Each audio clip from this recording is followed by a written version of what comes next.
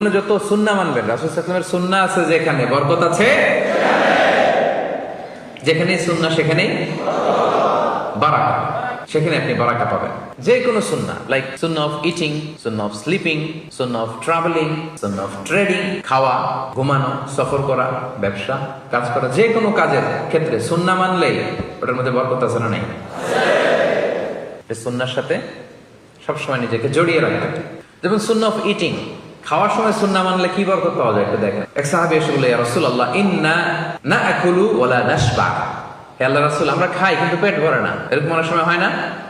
হয়। কার কার হয় দেখি? খাইলেও পেট ভরে না, দেখি কার কার। সাহস করে দিয়ে একজন হাত তুলে ফেলছে। ঠিক আছে, সৎ সাহসের জন্য ধন্যবাদ। হতে পারে যারা কাজ করে বেশি, চিন্তা করে বেশি, ক্ষুধা লাগে।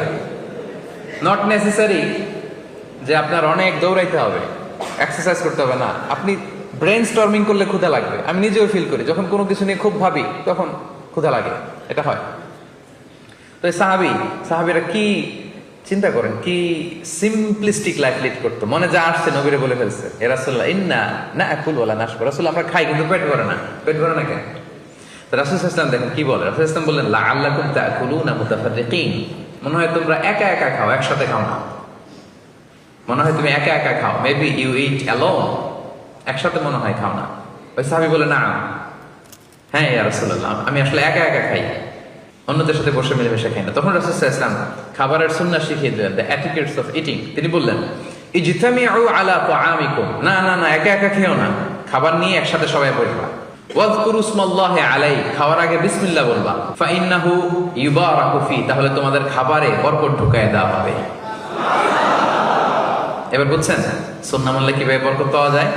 দেখেন, খাওয়ার ক্ষেত্রে আরো রাসূল সাল্লাল্লাহু আলাইহি ওয়াসাল্লাম কি ইনস্ট্রাকশন দিয়েছেন। তিনি বলেছেন, আহাব্বু তাআমি ইলাল্লাহি মা কাসরাত আলাইহিল আইদি, আল্লাহর কাছে সবচেয়ে প্রিয় খাবার ওইটা যেই খাবারে অনেকগুলো হাত পড়ে। এক প্লেট নিয়ে শুধু এক হাত দিয়ে খাচ্ছেন, এটা আল্লাহর কাছে পছন্দ না।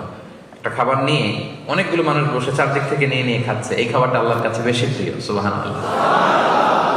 তাহলে একা একা খাবেন না, বাসায় যে স্ত্রীকে নিয়ে খাবেন, ছেলে মেয়েদের নিয়ে খাবেন, বাবা মাকে নিয়ে খাবেন, বন্ধুদের একসাথে খাবেন।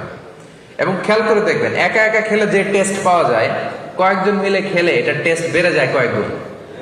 কি বলেন? বাড়ে না? বাড়ে। দেখবেন, খেয়াল করে দেখবেন, তাহলে বেশি বরকত। আবার রাসূল সাল্লাল্লাহু আলাইহি ওয়াসাল্লাম বলেছেন আরেকটা এটিকেট শুনেন, আল বারাকাতু তানজিলু ওয়াসাতাত তাআম, খাবারে বরকত নাজিল হয় একেবারে মিডলে, মাঝখানে। এক প্লেট খাবার, মাঝখানে বরকতটা আগে নাজিল হয়, সেখান থেকে ছড়ায়। ফাকুলু মিন হাফিয়াতি, তোমরা চারিপাশ থেকে খাও, মাঝখান থেকে নিও না। ওয়ালা তাকুলু মিন ওয়াসাতি, মাঝখান থেকে উঠাবা না। তাহলে লেটস সে বিরিয়ানি আনা হলো এক বোল, আপনি যখন ডিস্ট্রিবিউট করবেন বা খাবেন, আপনি এক পাশ থেকে শুরু করবেন, করতে করতে করতে করতে মাঝখানে যাবেন। অনেকে একবার মাঝখান থেকে দেয়া শুরু করে, না, বরকত নামে ওই জায়গায়, ওইটাই যদি একজনকে দিয়ে দেন তো বাকিরা বরকত পাওয়া লাগবে না? হ্যাঁ, তাহলে বুঝে শুনে না?